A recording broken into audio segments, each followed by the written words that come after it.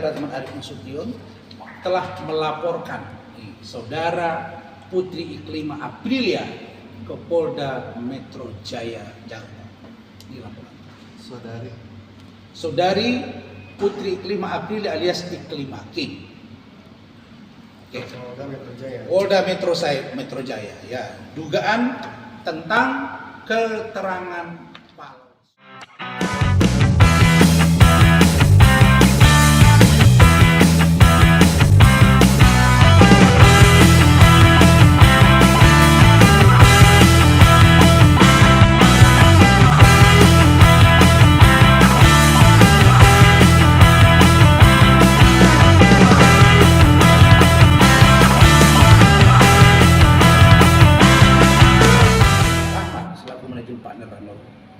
Yang terakhir adalah hari ini, tepat pada hari Senin, tanggal 5 Mei 2023, saya Razman Arif Nasution telah melaporkan saudara Putri Iklima Aprilia ke Polda Metro Jaya, Jakarta.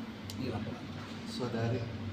Saudari Putri Iklima Aprilia alias Iklima King. Oke. Polda Metro Jaya. Ya, dugaan tentang keterangan palsu.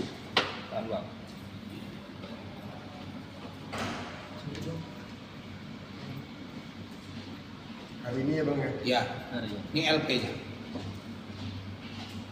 Ini LP-nya. Dan Iklima King nanti tentang pasalnya, ancaman hukumannya ditambahkan oleh saudara. Iklima King, saya ingatkan kau, saya lama ini 2 bulan lebih saya diberitahu oleh tim saya, termasuk Pak Rahmat, termasuk keluarga saya, termasuk tim saya di Medan. Laporkan, ini unsurnya masuk. Kenapa? Bayangkan, dia tanda tangan kuasa kepada saya, menyebut dia diduga dilecehkan oleh Hotman. Kalau dia ngomong ke saya bukan diduga, dilecehkan. Tapi karena saya orang hukum, saya diduga. Di situ surat kuasanya ada. Ya, kita preskon bersama di sini, ada backgroundnya. Kita ada buat video bersama di Grand Cafe Grand Hyatt, Hotel Grand Hyatt. Setelah tanda tangan kuasa, ada fotonya. Terus dia bilang dia tidak tangan kuasa. Satu. Yang kedua, dia bilang dia tidak pernah mengatakan dilecehkan. Terus bunyi di surat kuasa itu apa? Emang yang tangan itu hantu apa? Fotonya ada. Jadi kau ini King, inilah dia saya bilang senjata makan tuan. Kau, kenapa saya menjadi gerak? Sebenarnya saya selama ini masih nahan-nahan. Kasihan anak ini. Karena sempat mau bunuh diri, fotonya ada, tabrak, katanya nabrak ini, nabrak itu. Stres, yang ada yang keluar darah dari hidung, saya menahan diri aja. Tapi begitu saya lihat postingan dia di salah satu podcast, waduh, menyebut A, B, C tentang saya. Wah, ini orang. Sudah, bismillah. Kita laporkan dia. Kenapa? Di saya ditandatangani surat. Adanya dugaan pelecehan oleh Hotman. Di sini dia sebut juga. Pertanyaannya, kalau dia tidak katakan tanda tangan, saya uji lab laboratorium Kabinetmas Polri. Kalau itu benar, kena. Dan pasti benar, karena dia tanda tangan, ada saksinya. Yang kedua, ada surat pernyataan. Kemudian yang ketiga, apa lagi? Kalau dia mengatakan bahwa pernyataan dia tidak benar menandatangani, kok dia cabut kuasa? Yang poinnya itu juga nomor surat perihal yang sama tentang dugaan pelecehan. Di mana logika hukum? Jadi kau dilaporkan Hotman dan sekarang saya laporkan. Sudah, terimalah nasibmu. Dan saya tidak akan kasih ampun sama kamu. Itu dari saya. Silakan, saudara. Baik, fokusnya hanya kepada laporan polisi kita terhadap Iklima King yang baru kita sampaikan tadi di Polda Metro Jaya. Jadi laporan polisi yang kita sampaikan tadi berdasarkan laporan polisi nomor STTLP B garing 3125 garing 6 garing 2023 garing SPKT garing Polda Metro Jaya. Fokusnya laporan polisi kita tadi itu terhadap keterangan palsu yang disampaikan atau dibuat oleh Iklim Hakim. Ada 3 pasal dugaan kita. Yang pertama itu terkait dengan pasal 266. Jadi kalau pasal 266 KUHP ini itu dia membuat keterangan palsu ke dalam akta autentik. Ancaman hukumannya berapa? Ancaman hukumannya 7 tahun penjara. Yang kedua, pasal 242 KUH pidana. 242 ini fokusnya pada menyampaikan keterangan palsu di bawah sumpah atau yang kami anggap BAP, karena BAP dalam tingkat sidik itu biasanya sudah disampaikan di bawah sumpah. Biasanya kan begitu. Tapi ini akan didalami oleh penyidik nantinya. Untuk pasal 242 ini ancaman hukumannya itu sama seperti pasal 266 yaitu 7 tahun penjara.